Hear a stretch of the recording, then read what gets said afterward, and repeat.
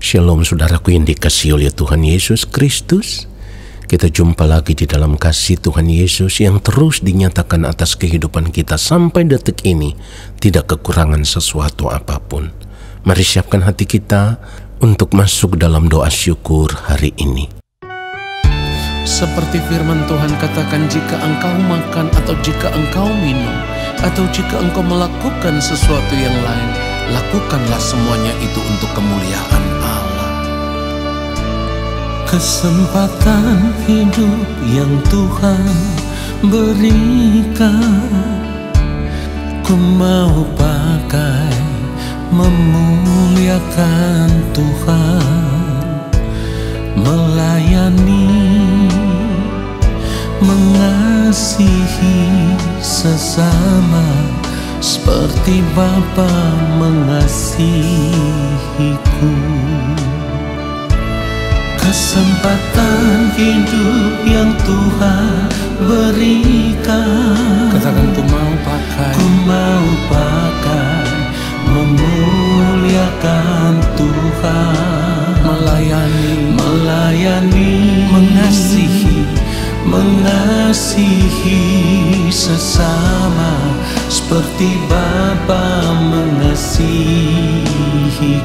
Di sisa umur hidupku, selama ku masih kuat, apapun yang ku perbuat, apapun yang ku mau menyenangkanmu, ku mau menyenangkanmu.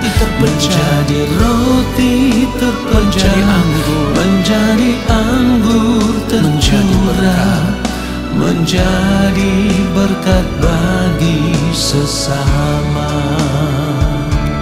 Ketika kita percaya bahwa hidup kita telah dibeli dengan harga yang lunas dibayar, maka kita mau serahkan seluruh hidup kita dan mempergunakan tubuh kita untuk kemuliaan Allah. Katakan, kesempatan hidup.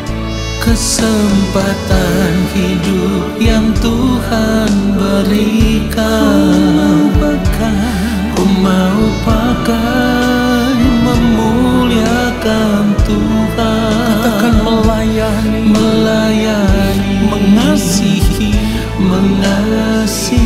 haleluya, seperti Bapa mengasihiku. Di sisa umur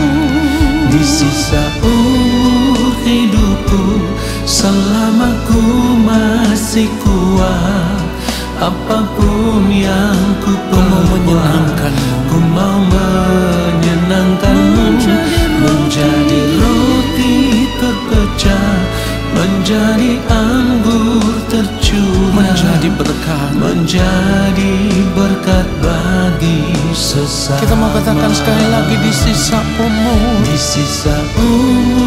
hidupku, selama ku masih kuat, apapun yang ku perbuat, katakan, ku mau menyenangkanmu, menjadi roti terpecah, menjadi anggur tercurah, menjadi berkat bagi sesama, menjadi berkat bagi sesama, menjadi berkat bagi sesama. Biarlah segala hormat dan kemuliaan hanya bagi Tuhan saja. Haleluya.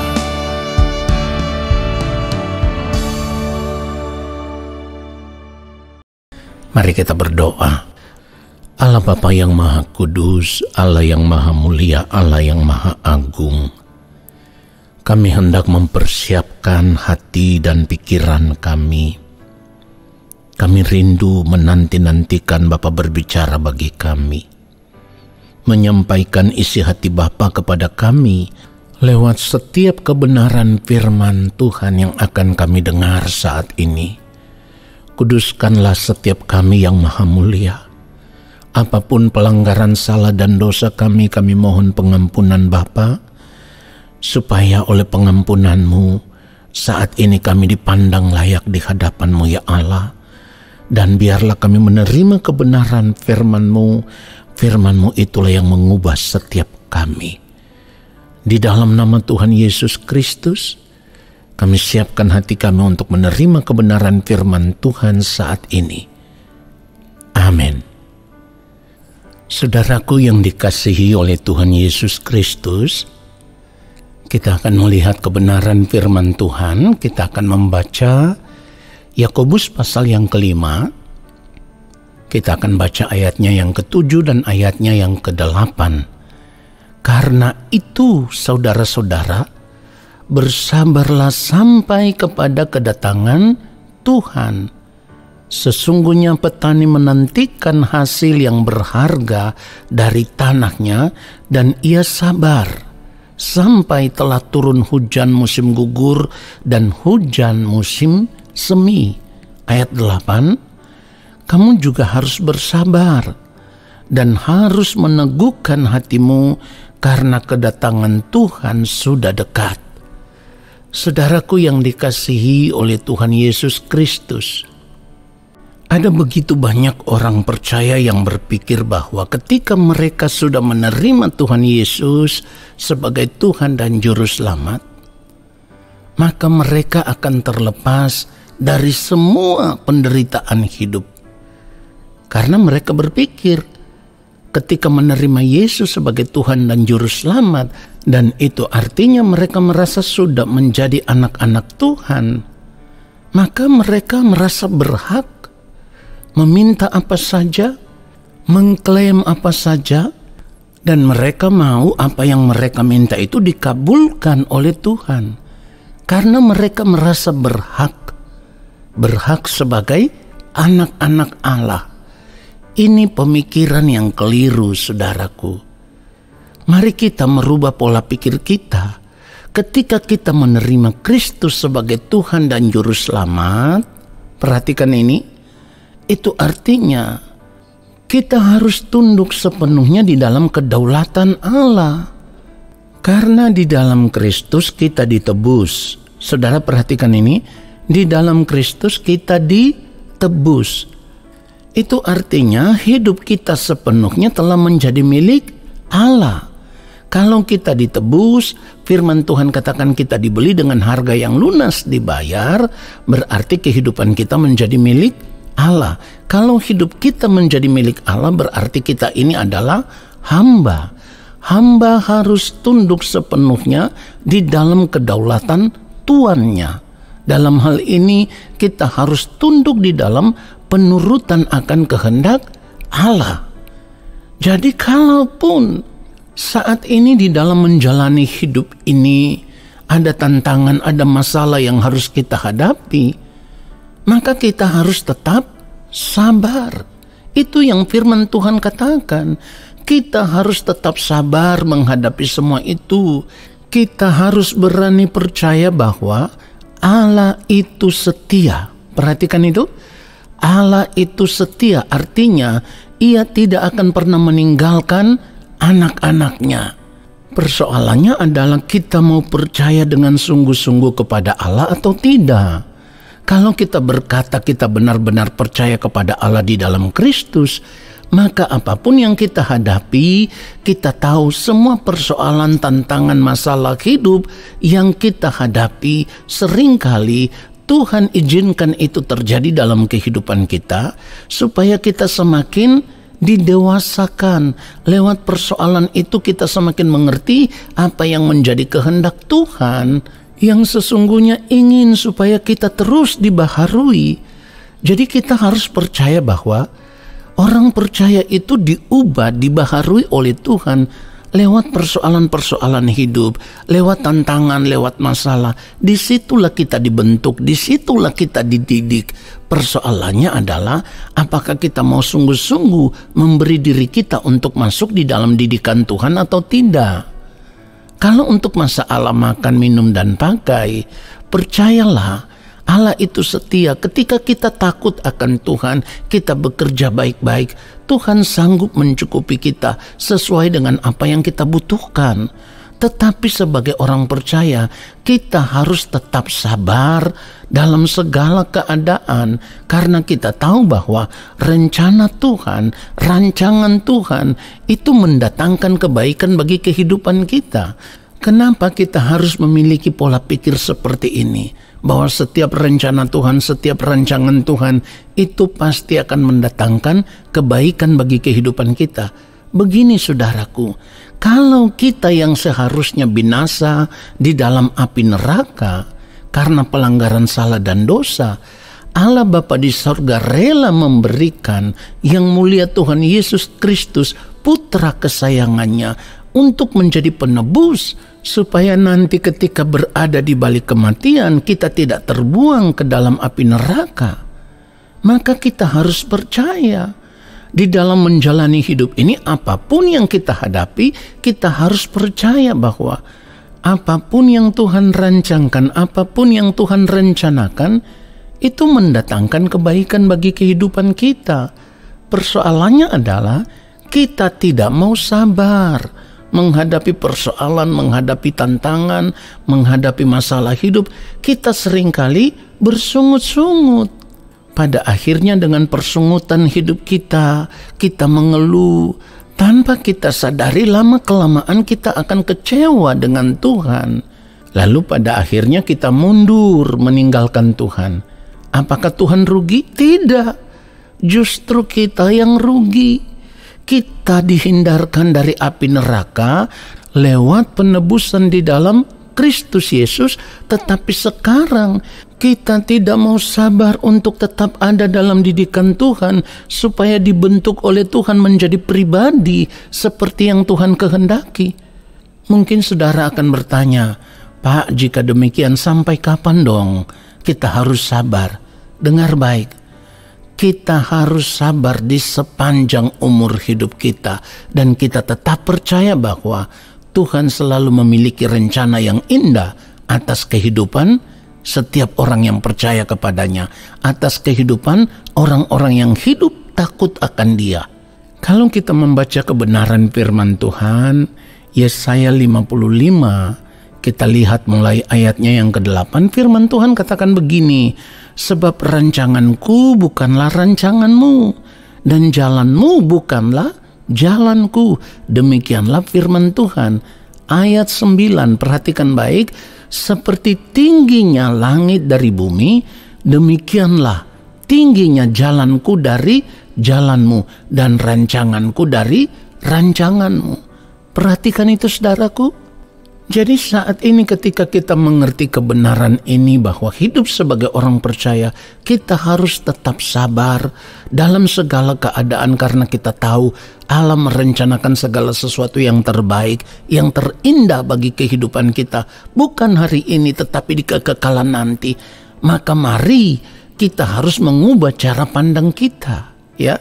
Mengikut Tuhan berarti kita harus hidup sesuai dengan kehendak Tuhan.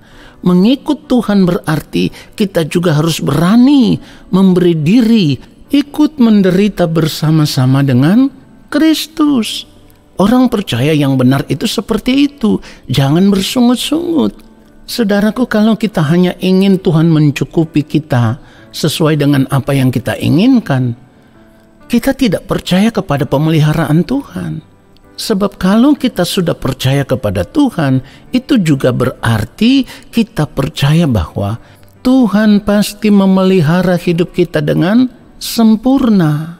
Saudara yang dikasihi oleh Tuhan Yesus Kristus, kalau kita membaca kisah hidupnya Ayub, lalu kita membandingkan keadaan kita saat ini dengan Ayub, maka yang kita temukan adalah kita tidak lebih menderita daripada apa yang dialami oleh Ayub. Tetapi karena kesetiaannya, Tuhan melihat hatinya, kesalehannya yang dilihat oleh Tuhan, dan Ayub dipulihkan oleh Tuhan. Bagaimana dengan keadaan kita? Ketika kita berada di dalam Kristus, sekalipun apa yang menjadi pergumulan hidup kita belum terjawab, sekalipun keadaan kita belum dipulihkan oleh Tuhan, tetapi kita tetap percaya rencana Tuhan atas kehidupan kita itu jauh lebih indah dari apa yang kita pikirkan, karena yang Tuhan rencanakan, yang Tuhan rancangkan adalah bagaimana kita bisa kembali kepada Tuhan di dalam keadaan yang berkenan, supaya kita bisa menjadi ahli waris di dalam kerajaannya. Tetapi dengan satu catatan, kita harus tetap setia mengiring Tuhan. Apapun keadaan kita tetap berkata, Dia Bapa yang baik. Amin. Yakobus pasal 5, saudaraku. Kalau kita melihat ayatnya yang ke-10, firman Tuhan katakan begini, saudara-saudara, turutilah teladan penderitaan dan kesabaran para nabi yang telah berbicara demi nama Tuhan. Ayat 11, sesungguhnya kami menyebut mereka berbahagia, yaitu mereka yang telah bertekun. Kamu telah mendengar tentang ketekunan Ayub, dan kamu telah tahu apa yang pada akhirnya disediakan Tuhan baginya. Karena Tuhan Maha Penyayang dan penuh belas kasihan. Jadi sekalipun keadaan kita tidak pernah berubah, kita tetap percaya bahwa yang Tuhan rancangkan bagi kita adalah hidup di dalam kemuliaan, tinggal bersama-sama dengan Tuhan Yesus di dalam kerajaannya.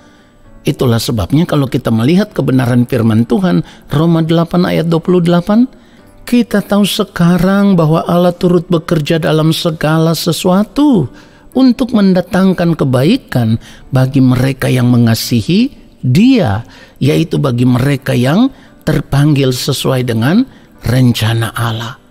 Saudara perhatikan itu. Jadi apapun yang terjadi dengan kehidupan kita saat ini, kita tidak boleh menjadi orang yang gampang bersungut-sungut, gampang mengeluh, gampang kecewa dan meninggalkan Tuhan. Tetapi kita harus arahkan pandangan kita tertuju kepada Tuhan dan kerajaannya, sebab itulah pengharapan kita bahwa di balik kematian nanti kita akan menerima kemuliaan di dalam kerajaan Allah Bapa di sorga. Ketika kita hidup di dunia ini, kita hidup di dalam ketaatan penuh menuruti kehendak Allah Bapa di sorga dan melakukan apa yang menjadi kehendaknya.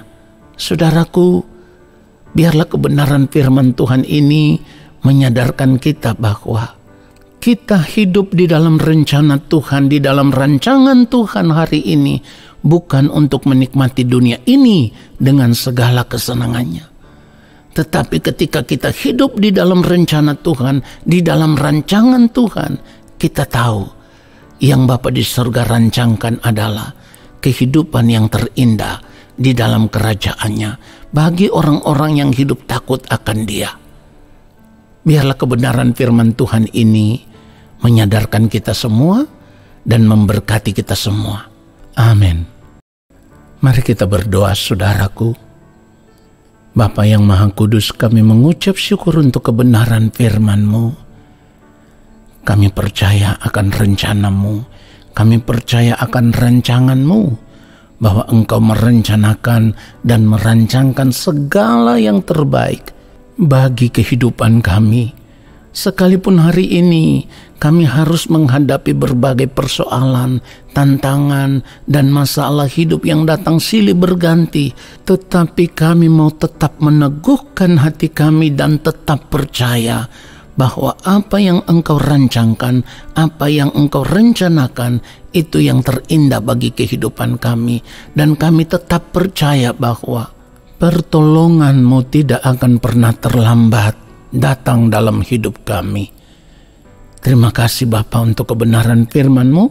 Kami bersyukur di dalam nama Tuhan Yesus Kristus. Dan saat ini kami mau mengangkat tangan di hadapan Bapa di surga. Kami percaya Engkau akan menurunkan tangan dan memberkati kami. Turunlah atas kehidupan kami segala berkat kasih karunia daripada Allah Bapa di surga. Rahmat cinta kasih yang berlimpah-limpah dari Gembala Agung yang mulia Tuhan Yesus Kristus di dalam persekutuan yang manis dengan Roh Allah yang kudus menyertai langkah hidup kami dan memberkati kami sekarang dan sampai selama-lamanya. Amin. Saudaraku, terima kasih sudah mengikuti doa syukur hari ini. Sampai jumpa dalam doa syukur besok hari. Tuhan Yesus memberkati kita semua. Shalom.